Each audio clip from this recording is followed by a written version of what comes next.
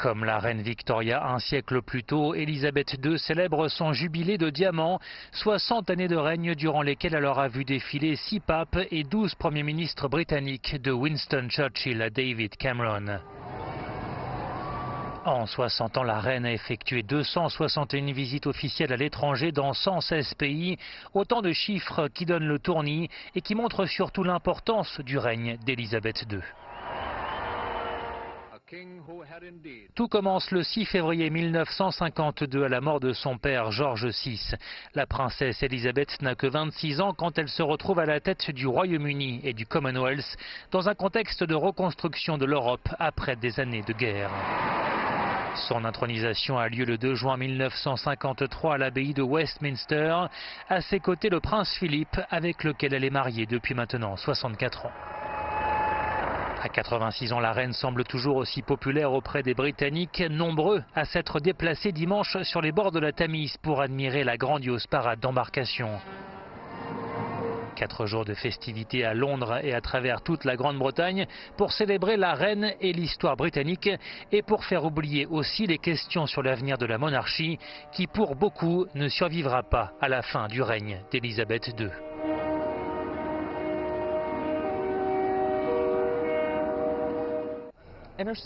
En 60 ans de règne, la reine Elisabeth a eu 12 premiers ministres.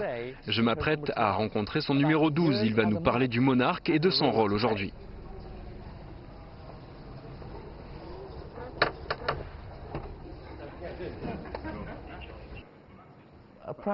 Monsieur le Premier ministre, vous aviez 9 ans quand vous avez rencontré la reine pour la première fois. Qu'aviez-vous ressenti à l'époque et qu'est-ce que ça fait aujourd'hui d'être son 12e Premier ministre ? Eh bien, quand je l'ai rencontrée à l'âge de 9 ans, je n'aurais jamais imaginé être un jour son Premier ministre.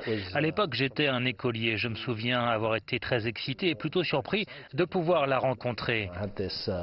Mais le moment inoubliable, c'est quand vous quittez votre voiture pour marcher dans Buckingham Palace, que vous montez les escaliers et que la reine vous demande de former un gouvernement. Bien sûr, en ce qui me concerne, je lui ai dit que ce sera un gouvernement de coalition, que je ferai de mon mieux pour former mon équipe et que je reviendrai la voir dès que j'y serai parvenu. Et heureusement, j'y suis arrivé. Quel est le sens, selon vous, du jubilé de diamant pour la Grande-Bretagne? À quel point le pays a-t-il évolué tout au long du règne de la reine?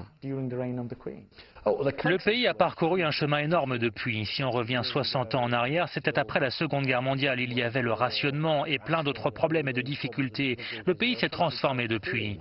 Ce que l'on célèbre aujourd'hui, je pense, c'est 2 choses. Tout d'abord, un record personnel, 60 ans sur le trône, 60 ans de dévouement, de service, d'engagement pour son peuple, pour le Commonwealth, pour le monde.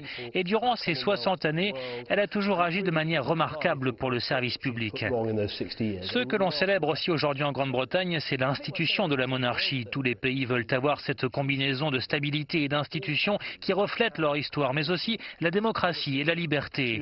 Et je crois qu'en Grande-Bretagne, nous avons trouvé une bonne voie. Ce n'est pas la voie de tous, mais c'est notre façon d'offrir ces 2 choses.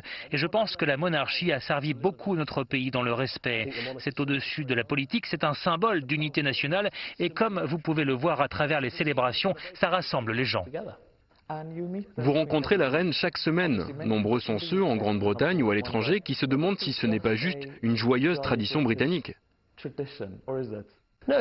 Non, c'est une part importante de la Constitution, car la reine est le chef de l'État. Bien entendu, c'est le Premier ministre élu et le gouvernement qui prennent les décisions, et la reine est le chef cérémoniel de l'État. Mais il est important pour le Premier ministre de voir le monarque chaque semaine afin de régler les problèmes ici et dans le monde, de se justifier et d'expliquer ce que le gouvernement est en train de faire à la tête de l'État, avec évidemment le concours de la reine, qui a déjà travaillé avec 12 premiers ministres.